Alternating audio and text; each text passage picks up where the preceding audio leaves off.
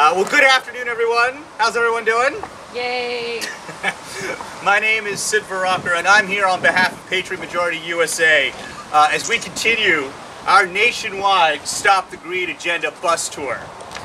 You know, Patriot Majority is here to shine a light on the billionaires and the special interests that they fund to support their narrow agenda that empower them and actually hurt the rest of us. Billionaires like David and Charles Koch. You may not know their names, but you may know the contributions to organizations like Americans for Prosperity, the American Legislative Exchange Council, or the Heritage Foundation. And if you don't even know these organizations, you sure do know what these groups are trying to do.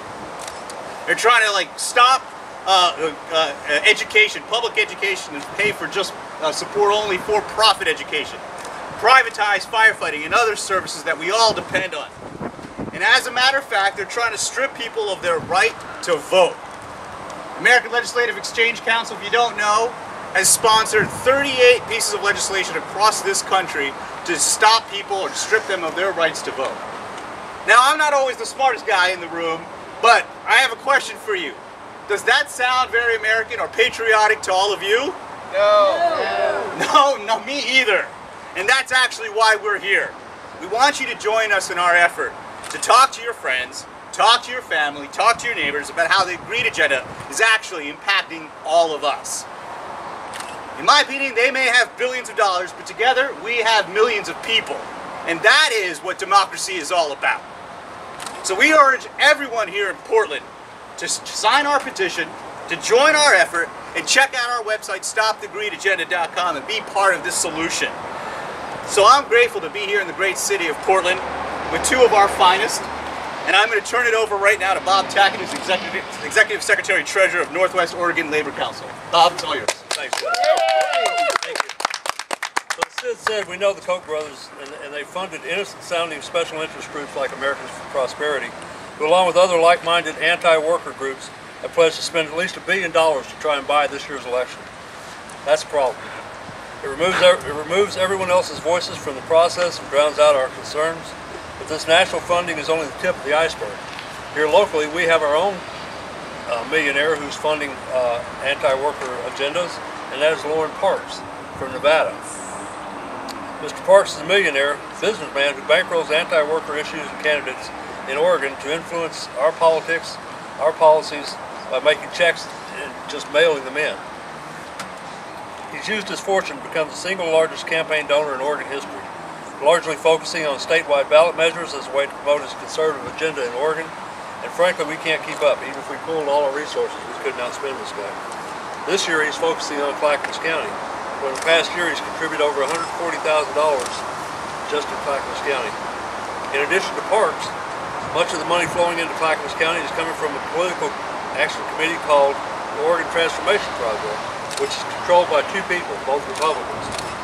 Even though the Oregon Transformation Project claims to be nonpartisan and presents himself that way to Clackamas County voters, the committee is funded almost entirely by large timber companies and has a funding slate of candidates for county commissioner who they hope will do their bidding for them. The Oregon Transformation Project has spent $175,000 just in that county. These right-wing millionaires hope to gain power in Oregon by taking over local governments and promoting anti-worker agendas. They can't win statewide, but if they get a hold of Clackamas County, they will spread statewide. You can believe that. The thing is, it will be the agenda of a small group of people, not the agenda of working people in Oregon. We deserve better than candidates that are bought and paid for by millionaires. Thank you guys for being here, and thank you, Sid, for being here. And now I'd like to introduce Andrea Hall, President of AFSCME Local 350. What the situation comes down to is this: a competition between money and people. Working people, Oregon's middle class, my co-workers, we don't have the big dollars. That means we can't buy influence the way corporations and CEOs can. That leaves a lot up to our elected leaders.